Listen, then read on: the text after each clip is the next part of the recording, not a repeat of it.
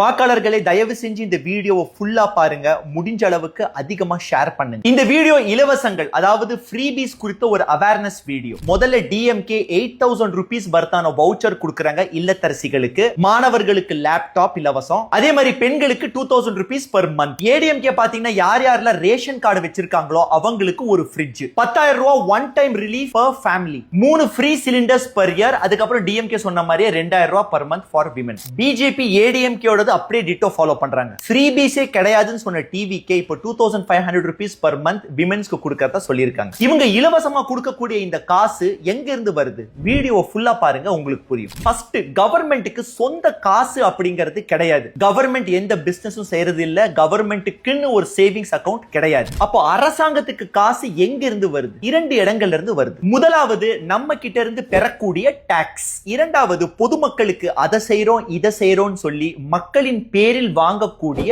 Loans. தமிழ்நாடோட outstanding dead, அதாவது கடன் 10.71 லட்சம் கோடி. ஒரு உதாரணத்துக்கு இந்த கடன் தொகையை தமிழ்நாடு அரசு ஒவ்வொரு மக்கள் மேலும் பாகுபாடு இல்லாம பிரிச்சாங்கன்னா தலா ஒண்ணுக்கு 1,40,000 ரூபாய் வருது. நேத்து பிறந்த குழந்தையும் 1,40,000 ரூபாய்க்கான ஒரு கடனாளி தான். 2026-27 தமிழ்நாடு அரசு 1.79 லட்சம் கோடிகள் கடன் வாங்க திட்டமிட்டு இருக்கு. அதே வருஷம் இது எவ்வளவு திருப்பி செலுத்த திட்டமிட்டு இருக்குன்னா 60,141 கோடிகள் திருப்பி கட்டுறதா முடிவு பண்ணிருக்காங்க. கிரெடிட் கார்டு வாங்கி அதை ஃபுல்லா ஸ்வைப் பண்ணி முடிச்சிட்டு ரீபே பண்ணணும் அப்படின்னு நினைக்கும் போது கையில காசு இருக்காது. அப்போ மினிமம் டியூ பே பண்ணுவாங்க. இந்த மினிமம் டியூ பே பண்ணும்போது அசல்ல இருந்து 1 பைசா மைனஸ் ஆகாது. மினிமம் டியூ ஏன் கட்டுறாங்க அப்படின்னா மறுபடியும் அவன் போன் பண்ணி நம்ம கால் பண்ண கூடாது அப்படிங்கிறதுக்காக நாம கொடுக்கும் ஒரு விலை. இது நம்ம எல்லாருக்குமே தெரியும். 2023-24 தமிழ்நாடு அரசு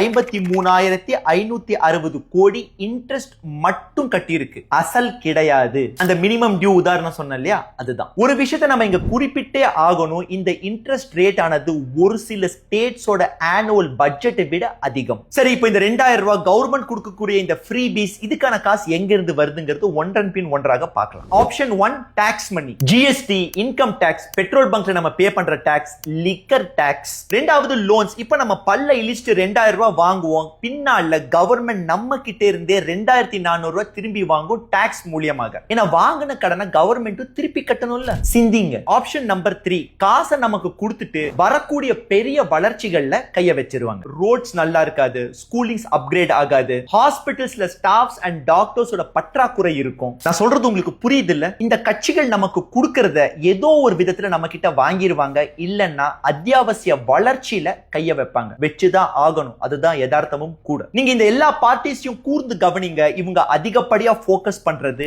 ஹவுஸ் வைஃப்ஸ், அதுவும் மிடில் கிளாஸ் ஹவுஸ் வைஃப்ஸ். ஏன்னா இவங்களை கன்வின்ஸ் பண்றது ரொம்ப ரொம்ப ஈஸி. 10 பேர் இருக்கிற ஒரு குரூப்ல 2 பேர் ஒரு விஷயத்தை திரும்ப திரும்ப சொல்லும்போது அந்த 10 பேரும் ஈஸியா கன்வின்ஸ் ஆயிருவாங்க. அவங்க கன்வின்ஸ் ஆனா ஹோல் ஃபேமிலியும் கன்வின்ஸ் ஆகும். இதுதான் மெயின் அவங்க ஹவுஸ் வைஃப்ஸை டார்கெட் பண்றதுக்கான காரணமே. பார்ட்டிஸ்க்கு ஜால்ரா அடிக்கிறவங்களுக்கு இதெல்லாம் சாதாரணம், இது எல்லாம் ஓகே வந்து முட்டு கொடுப்பாங்க. பட் பொதுமக்கள், சாதாரண பொதுமக்கள் சிந்திச்சு பாருங்க. ஃபைனலா ஒரு விஷயம் சொல்றேன், சலுகைகள் பெருமை கிடையாது, சலுகைகள் வளர்ச்சி கிடையாது. ஓட்டு போடும்போது சிந்தித்து ஓட்டு போடு.